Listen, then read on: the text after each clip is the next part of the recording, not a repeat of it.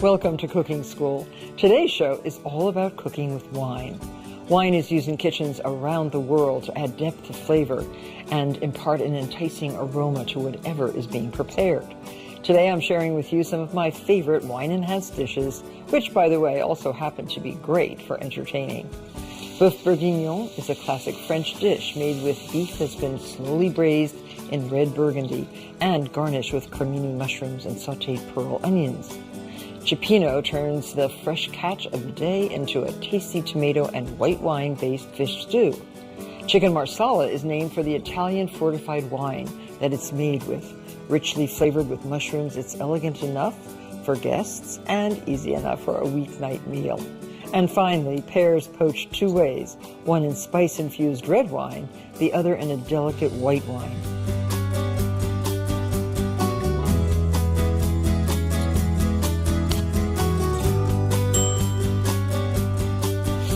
When cooking with wine, a good rule of thumb is to stick with wine that comes from the same region as the recipe. Because we're making Boeuf bourguignon, which originates in Burgundy, we'll be using a red Burgundy in this recipe. One thing that you do need is a bouquet garni. It's a French word or words that refers to a bunch of herbs that are tied together and wrapped up in cheesecloth. So we have rosemary, thyme, and lots of parsley. Flat leaf Italian parsley, which is very fragrant. Notice I have a big piece of cotton cheesecloth right here in this bowl. We have one head of garlic, which is about 12 cloves, still in their skins. You just smash them a little bit to emit all those great flavors. One large onion peeled and chopped. Peppercorns, about 12 or so. 2 carrots peeled and sliced. All of that goes into our cheesecloth pouch, which is called the bouquet garni. So tie it with a cotton string. So there you have it. And I tied it just in a bow so I can release it and throw it away, the insides. We have in this pot, in a heavy-bottomed enamel cast iron, some salt pork, browning, and then 2 tablespoons of olive oil. You can remove that with a slotted spoon and layer by layer brown the beef. And right here we have 3 pounds of chuck, generously salt and pepper, cut into about 1.5-inch cubes. Don't put too much meat in at one time because you really want to sear it. Why chuck for a Boeuf bourguignon? Well, chuck won't dry out as quick as a leaner cut, and it also becomes selectively tender through the process of braising, which is browning the meat and then simmering it in liquid. So turn over all those pieces of beef, and I think, it's browning beautifully. Don't rush this process. This is an important part. By avoiding overcrowding in the pan and leaving ample room between the pieces of beef, the meat will brown nicely, not steam. So the meat looks really great, and I'm going to just add all the brown meat back into the pot, and we will proceed with the rest of the recipe. Now add 3 tablespoons of flour. Just sprinkle it over the meat. This is going to add a thickness to the gravy. Stir it around and really cook that flour without burning it. The bottom of the pan is really, really brown. All those brown bits will lift up when you add your liquid. And this is 3 cups of a rich beef stock. If you have homemade, better. But you can find some good prepared beef stocks now in the market. Add 1 bottle of Burgundy wine. A 750 milliliter bottle of wine is about 25 ounces of wine.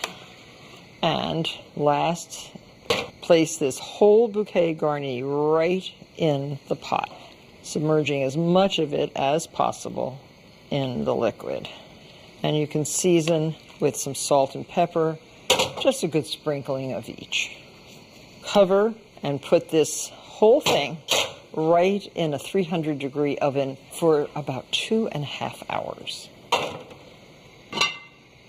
So now, in 1 tablespoon of olive oil and 1 tablespoon of melted butter, brown 1 pound of pearl onions, slightly, with salt, a nice pinch of salt, and 1 tablespoon of sugar. This will caramelize everything. Pearl onions get their size from being planted too tightly together and picked early. So now add 1/2 cup of water, and the onions will tenderize very quickly. And have at the ready 10 ounces of cremini mushrooms, and these are going to go right into the same pan with the onions. Now, while the onions are softening, we can remove the... Ooh, wow. It is so beautifully cooked. And the bouquet garni, put right into a strainer, and we'll squeeze out all the goodness. With a spoon, you can really press the juices out of this cheesecloth sack. So you see all this delicious gravy, all of that goes right back into the boeuf bourguignon. So most of the liquid has evaporated. The onions are definitely tender. And add your cremini mushrooms. So this can cook for about 4 to 5 minutes.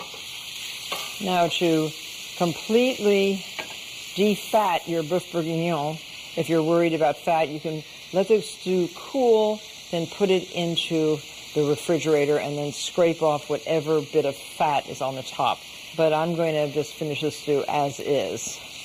Well, I think the mushroom caps and the onions are just about ready to add to the boeuf bourguignon. Just put that right in, and now ready to serve. Stews often taste better a day or 2 after preparation, the flavors really melding. But I think we can have some of this right now. So pretty. Sprinkle with a little bit of chopped parsley. Just what you want on a cool winter's night. Enjoy.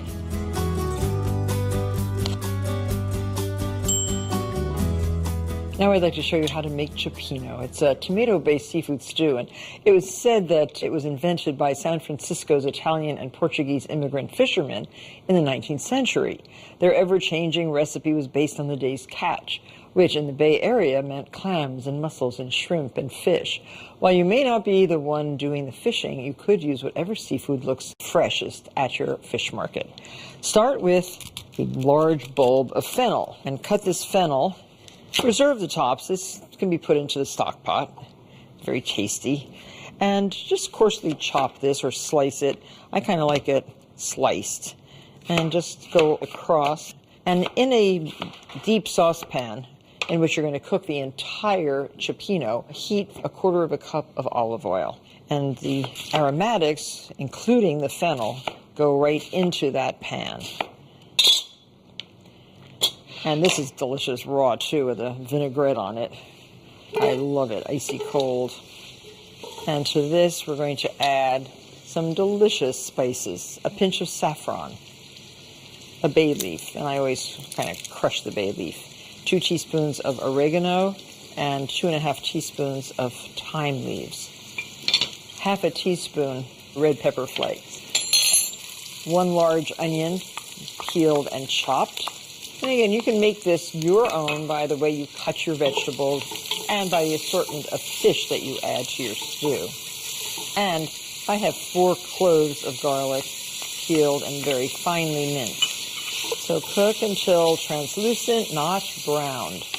Now, 1 whole can, 28 ounces of peeled tomatoes. I like these broken. You can squeeze them with your fingers, but you can also just cut them with a large kitchen scissor. I don't know if you've done this before, but it works. So now tomatoes go in.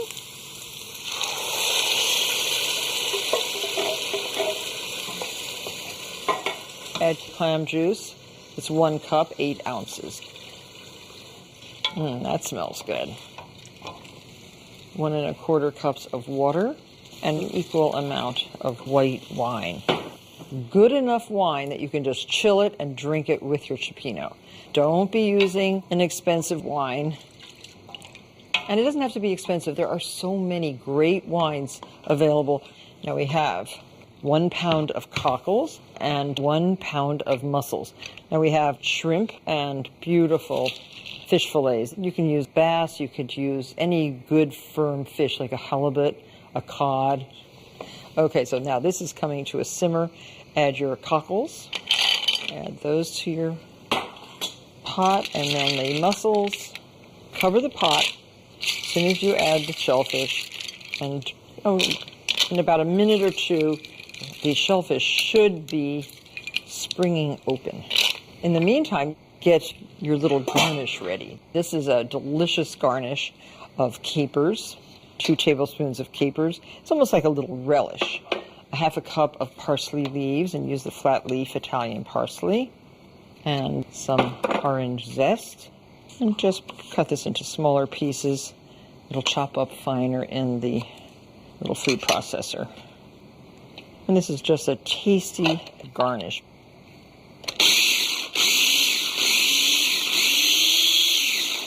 So how pretty that is. Add a little bit of orange juice just to moisten it.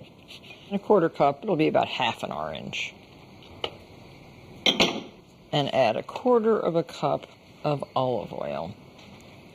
This is like a savory relish, pesto-like addition to your cioppino. Yes, very nice. I think our shellfish should be open. Oh, it is. Totally open. Now, add your shrimp. Reduce the heat a little bit if it's cooking too fast. And your big chunks of white fish. Gently stir this into the liquid.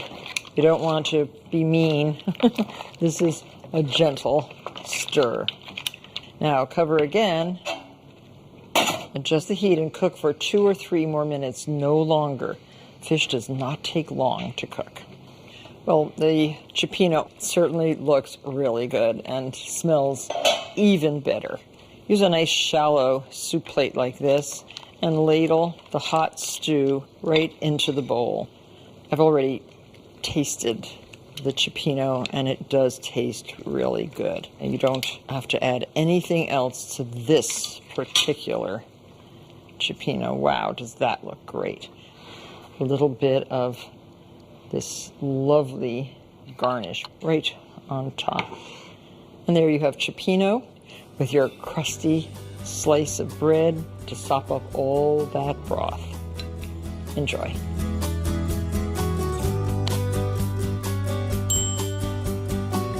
Chicken marsala. It gets its name from the Italian fortified wine that's used to create the rich mushroom sauce that accompanies the cutlets. This quick and easy to prepare dish is a standard of old school Italian restaurants, where you often find it prepared or finished tableside in a chafing dish. You need some boneless, skinless chicken breast, and we want to butterfly these, make them very flat. So cut down the middle to about 1/4 inch of the bottom, and then cut this way, again making the cutlet as flat as possible by cutting, and then we'll finish the job by pounding. So there, and then turn this one around. That should do. Now put this on a piece of plastic wrap, cover with another piece of plastic wrap, and then pound. All to an even thickness. Mad at someone today? Make some cutlets. There, very nice. And this can be dredged in flour along with the others. We're using a very, very fine instant flour, 3/4 cup. So fine, it's so silky. It's like a beach in the Galapagos where the sand is just this fine. So beautiful, and we'll not put a heavy crust on our cutlets. 1 teaspoon of salt, 1/2 teaspoon of pepper. Mix that all into the flour. Then dredge your cutlets. 3 tablespoons of olive oil on medium-high, and just lightly flour. See, there's no big heavy coating. And If the oil is hot enough, we want to brown the meat and cook the cutlets quickly. Only takes a couple minutes per side, so watch carefully. Dredging the chicken in flour helps to kind of caramelize the outside of the chicken before the inside becomes overcooked and tough. It also helps ultimately to thicken the sauce, giving it a velvety consistency. If you can fit one more right in here. So now 10 ounces of clean, sliced cremini mushrooms. Those are those brown button mushrooms which are so tasty. And you saute those in a little bit of olive oil in the same pan in which you sauteed the chicken. Season with a touch of salt and pepper. Mushrooms are a good part water, and they start to exude their moisture very quickly over heat. And now to the mushrooms add 1 cup of dry marsala. If you want a little theater, you can do that. People love the alcohol burning off. Very scary but fun. Add 1 clove of garlic, very, very, very finely minced. And 2 tablespoons of parsley, very, very finely chopped. And the juice of 2 lemons. So basically 3 tablespoons of lemon. These are very small lemons, so I'm using 2. But let that reduce a little tiny bit. While the sauce is reducing, I will plate these beautiful chicken cutlets. This is a bonus right there. And we have amazing, amazing chicken here. So pretty. Marsala is made in Sicily. Its flavor can range from sweet to dry, and it's used as a dessert wine or aperitif sometimes, and it is one of the most favorite wines in Sicily. So now our sauce is reduced enough. Add 2 tablespoons of unsalted butter and just stir that in. Just slightly enrich. And spoon the mushrooms over. You can serve this with rice. You can serve this with pasta, with a salad, and any way you choose. I think your family will utterly adore the delightful flavor of chicken marsala. You can take a little bit more parsley and sprinkle it all over the chicken cutlets. So here we have an Italian classic, which will certainly turn into a quick and easy family favorite. Try it. You're going to love it.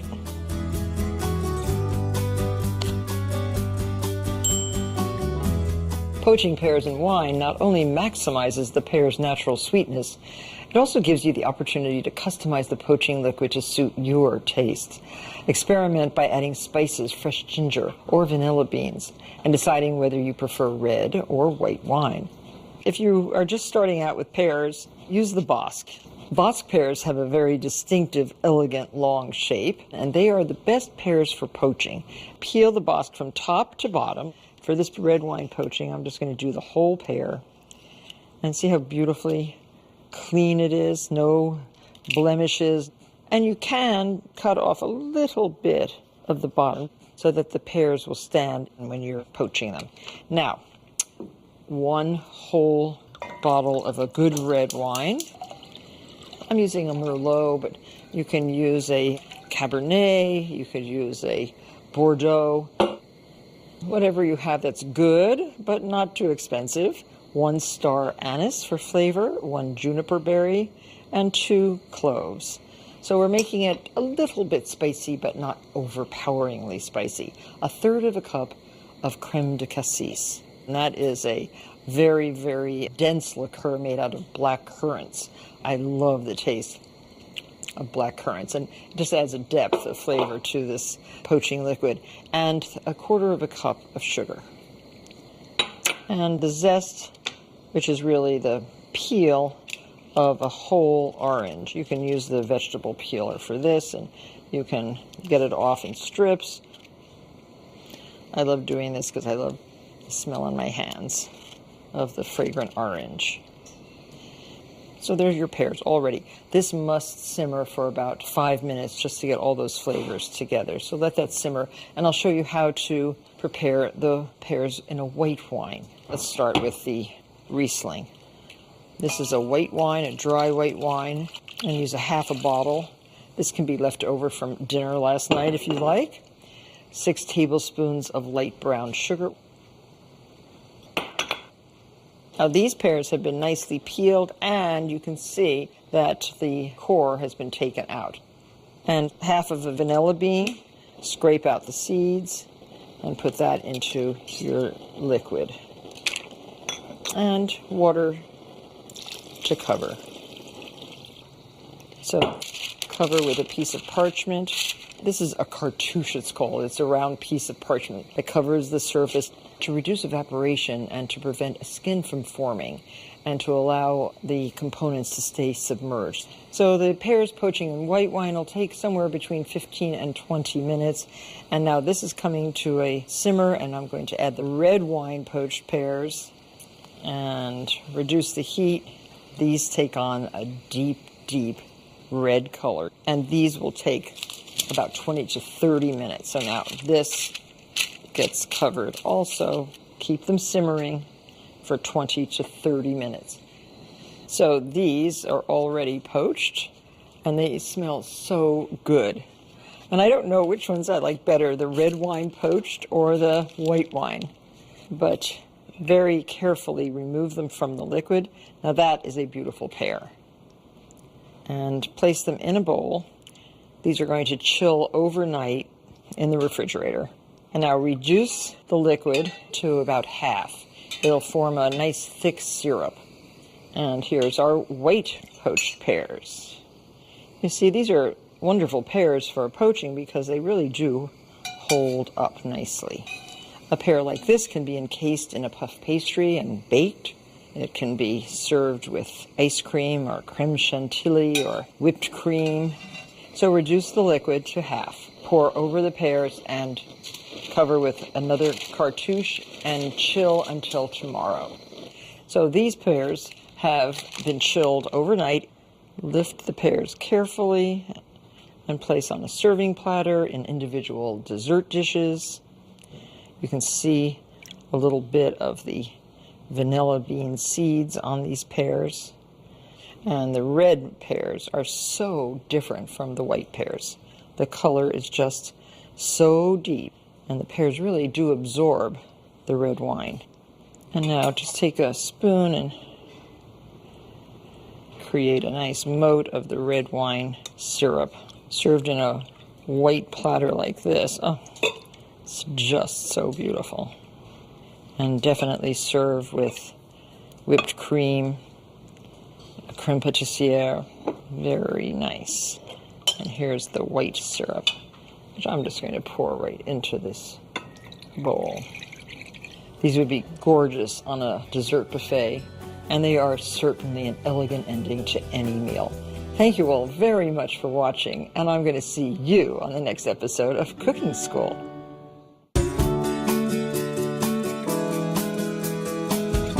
Remove the pits from a peach, a plum, and a nectarine. Slice each piece of fruit into half-inch wedges. Add to a pitcher along with 16 pitted cherries. Pour in 3 tablespoons peach liqueur and 1 bottle dry white wine. Stir to combine and chill for at least an hour. Add 4 cups ginger ale and ice before serving.